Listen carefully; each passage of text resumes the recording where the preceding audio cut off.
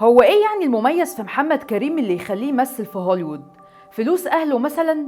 ولا عيلته الكبيرة اللي ليها تاريخ في مقاومة الاحتلال؟ هقولك يجوز ده كان عامل من العوامل اللي ساعدته، لكن دي ما كانتش القصة كلها. فخلونا نحكي الحكاية من الأول. محمد من الشرقية وتحديدا من أبو حماد. الطب في العيلة عندهم بالوراثة، والده دكتور ووالدته دكتورة وعيلته كلها دكاترة، فقام داخل هو كمان طب.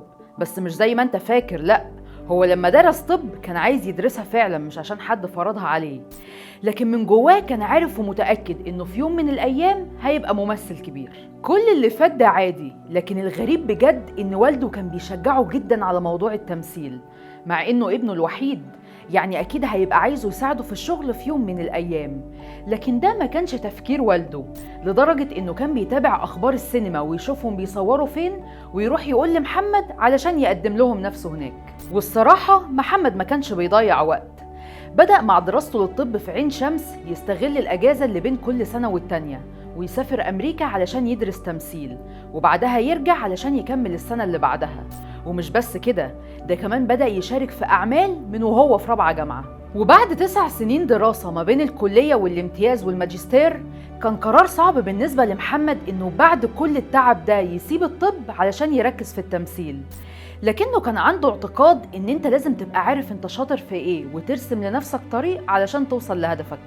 مش شرط يعني الحلم ده يكون ليه علاقة بشهادتك، ما الدنيا دلوقتي مليانة رجال اعمال ولا واحد فيهم دخل جامعة. وفعلا اشتغل كل حاجة تقريبا، عارض ازياء ومقدم برامج ومثل افلام ومسلسلات، ووقف قدام نجوم كبار زي خالد صالح ويحيى الفخراني وغادة عبد الرازق.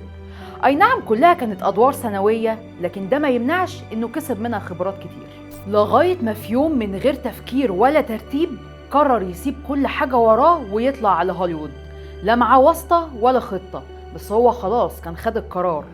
وفعلا من بعدها بدأ يروح تجارب أداء ملهاش عدد، لغاية ما فجأة لقيناه بيمثل قدام نيكولاس كيج وبروس ويلس. بس الموضوع ما كانش بالسهولة دي، ده أخد منه مش أقل من 15 سنة شغل، ما بين إنه يسافر مهرجانات عشان يعرض أفلامه اللي شارك فيها على الناس، وما بين إنه يبني علاقات وصداقات.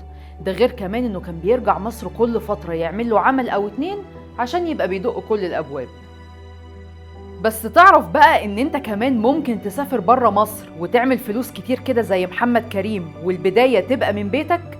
كل اللي عليك إن أنت تحمل أبليكيشن إيفست المجاني وتبدأ رحلتك مع التداول. ومش بس كده، انت كمان مع كل مرة هتعمل فيها إذاعة خلال شهر 8 هتدخل سحب على رحلات للندن وباريس وإيطاليا واليونان، والرحلات دي مجانية بالكامل لفردين. وما تقلقش، منصة إيفست معاها تراخيص عالمية وبتوفر لك إمكانية التداول تبع الشريعة الإسلامية من خلال الحساب الإسلامي، يعني تقدر تستثمر أي مبلغ براحتك من غير ما تشيل هم الفوائد. هسيب لكم اللينك في الكومنتس عشان تلحقوا تسجلوا وتدخلوا السحب. محمد كريم أكتر حاجة كان حريص عليها في رحلته للعالمية إنه ما يهتمش بأي انتقادات اللي كلنا عارفين إنه دايما غرقان فيها، وشاف إن أنسب حل على الانتقادات دي إنه يرد بشغله، لأن زي ما احنا عارفين الناس هتحدفك بالطوب طول ما انت ماشي في الرحلة، لكن أول لما بتوصل بيبدأوا يسقفولك. كلمة السر في حياة محمد كريم هي المخاطرة، والحقيقة هي دي الحاجة اللي بتفرق شخص عن التاني. في واحد بيحب يمشي جنب الحيط يبقى ضامن أكله وشربه آخر اليوم، وفي واحد تاني بيحب يضحي بمنطقة الراحة في سبيل النجاح. مش بنقولك خاطر بكل اللي معاك، على الأقل قوي جرب بجزء صغير جدا، ومين عارف ممكن تكون دي ضربة الحظ اللي هتحقق لك كل أحلامك.